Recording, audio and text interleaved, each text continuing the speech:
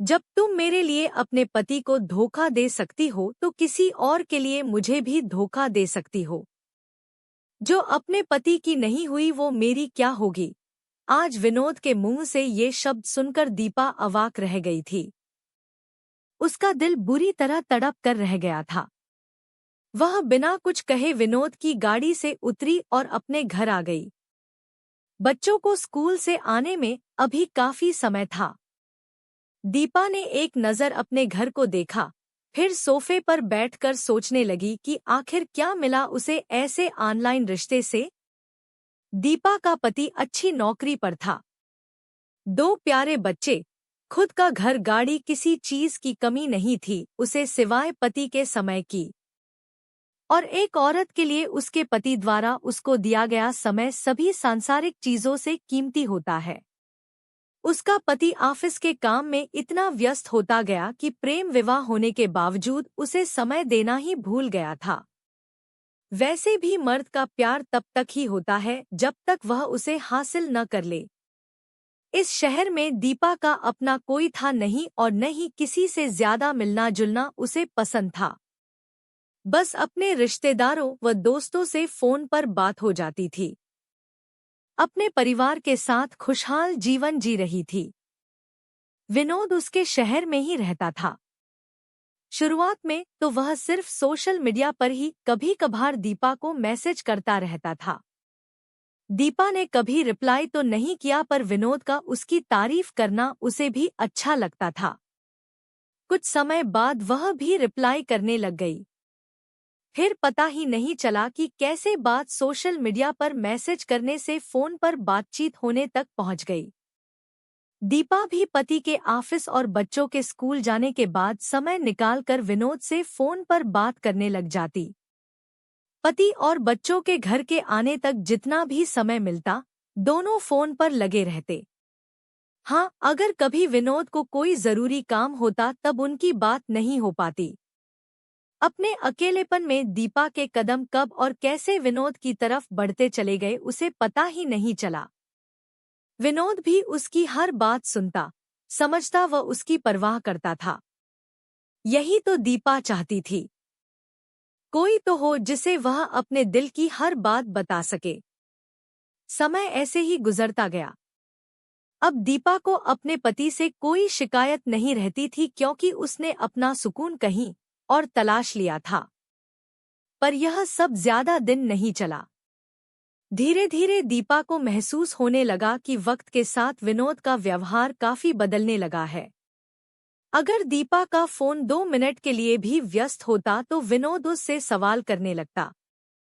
विनोद नहीं चाहता था कि दीपा उसके अलावा किसी से भी बात करे। यहाँ तक कि दीपा ने अपने परिजनों को भी फोन करना बंद कर दिया था। उसके मम्मी पापा, भाई बहन खुद फोन करते तो ही वह बात करती।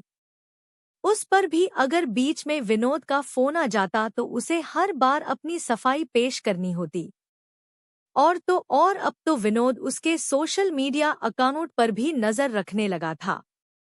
कभी किसी के कमेंट को लेकर तो कभी किसी के लाइक करने को लेकर विनोद हर बात का विवाद बना देता। पर दीपा विनोद को खोना नहीं चाहती थी, इसलिए वह वही करती जो विनोद कहता। कितने ही जानने वालों को तो दीपा विनोद के कहने पर बिना किसी कारण ब्लॉक कर चुकी थी। सोशल मीडिया से शुरू हुए इस रिश्ते में मुलाकातों का दौर आ चुका था। वैसे तो सब ठीक ठीक था पर कई बार विनोद बेमतलब की बातों पर दीपा से लड़ाई करने लग जाता। वह बात बात में दीपा के चरित्र पर सवाल करता, उस पर शक करता। जब भी वे मिलते विनोद उसका फोन जरूर चेक करता। एक बार तो इसी बात पर विवाद इतना बढ़ गया कि विनोद ने उसे सरेराह ही अपमानित कर दिया। वो तो खैर थी कि उन्हें वहां कोई परिचित नहीं मिला। उस दिन पहली बार दीपा को एहसास हुआ कि उससे कितनी बड़ी गलती हो गई है। दीपा के पति तो उससे कभी नहीं पूछते थे कि वह फोन पर किससे बात करती है, नहीं वह कभी उसका फोन चेक करते थे। हमेशा उसका सम्मान करते थे। दीपा पर शक करना तो दूर की बात थी। और इधर वह अकेलापन दूर करने के लिए ऐसे इंसान के चक्कर में पड़ गई थी जो अब उसके मानसिक व भावनात्मक तनाव का कारण बन चुका था। उसे अब समझ आ गया था कि वह बैठे बिठाए किस मकड़जाल में फंस चुकी है। उसी दिन दीपा ने विनोद का नंबर अपने फोन व सोशल मीडिया पे ब्लॉक कर दिया था। पर कुछ दिन बाद विनोद ने फिर से दीपा का पीछा करना शुरू कर दिया। वह जहां भी जाती विनोद वहीं पहुंच जाता। नए नए नंबरों से उसे फोन करता। दीपा कभी भी ऐसी नहीं थी जैसा उसे इन हालात ने बना दिया था। वह तो सिर्फ अपने पति से प्यार करती थी। विनोद ने ही उसे अपनी बातों के जाल में फंसाकर ऐसे हालात में पहुंचा दिया था। मगर अब वह इन सब से निकलना चाहती थी और इस रिश्ते को यहीं विराम देना चाहती थी। इसीलिए न चाहते हुए भी दीपा को उससे मिलकर बात करनी पड़ी। दीपा ने विनोद को काफी समझाया कि उनके बीच जो भी रिश्ता है उसका कोई भविष्य नहीं है, इसलिए यह सब खत्म कर देना चाहिए। इस तरह शक करके लड़ाई झगड़े करने का क्या फायदा? और जब विनोद को उस पर विश्वास ही नहीं है तो फिर ऐसे रिश्ते का क्या मतलब? हालांकि विनोद को पता था कि दीपा का अपना परिवार है और वह किसी के लिए भी अपने परिवार को नहीं छोड़ सकती। फिर भी विनोद ने रो रो कर दीपा से माफी मांग ली और दोबारा ऐसा न करने का वादा भी किया। साथ ही यह भी जता दिया कि यह सब ऐसे खत्म नहीं होने वाला। अब दीपा समझ चुकी थी कि विनोद इतनी आसानी से उसका पीछा छोड़ने वाला नहीं है। यह रिश्ता उसके लिए एक मजबूरी बन चुका था। साथ ही यह भी डर था कि कहीं विनोद उसके पति को यह सब न बता दे। इसलिए उसने खुद को समझा लिया कि जैसा चल रहा है वैसे ही चलने दिया जाए। फिर से वही सब फोन, मैसेज, चैटिंग, विनोद का बात बात पर सुनाना, कहाँ बिजी थी, करो उसी से बात, उसने क्यों किया ऐसा कमेंट, इसको ब्लॉक करो, इतनी देर ऑनलाइन, किससे चैटिंग कर रही थी, फिर खुद ही रूठ जाना और न मनाओ तो पीछा करना, लड़ना झगड़ना, बस यही सब रह गया था। इस सब से दीपा बहुत परेशान हो चुकी थी। आज दीपा विनोद से मिलने इसलिए गई थी क्योंकि वह इस रिश्ते को हमेशा के लिए खत्म कर देना चाहती थी।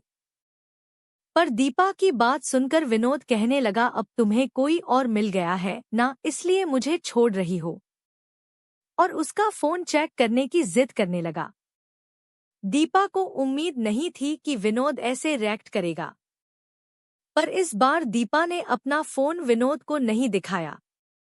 दीपा ने खुद को समझाया कि वह सही हो या गलत, किसी को हक नहीं है कि उसका फोन चेक करे।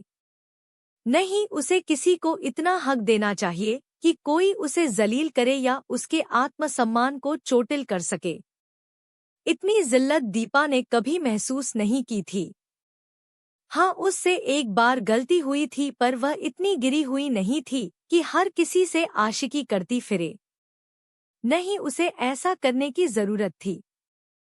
अब दीपा ने सोच लिया था कि वह आज ही अपने पति को सब कुछ सच सच बता देगी, फिर चाहे जो सजा मिले। कम से कम उसे इस ब्लैकमेलिंग और जिल्लत से छुटकारा तो मिलेगा। उसका पति उसे जो भी सजा दे वह इस जिल्लत और बेइज्जती से ज्यादा तो नहीं होगी।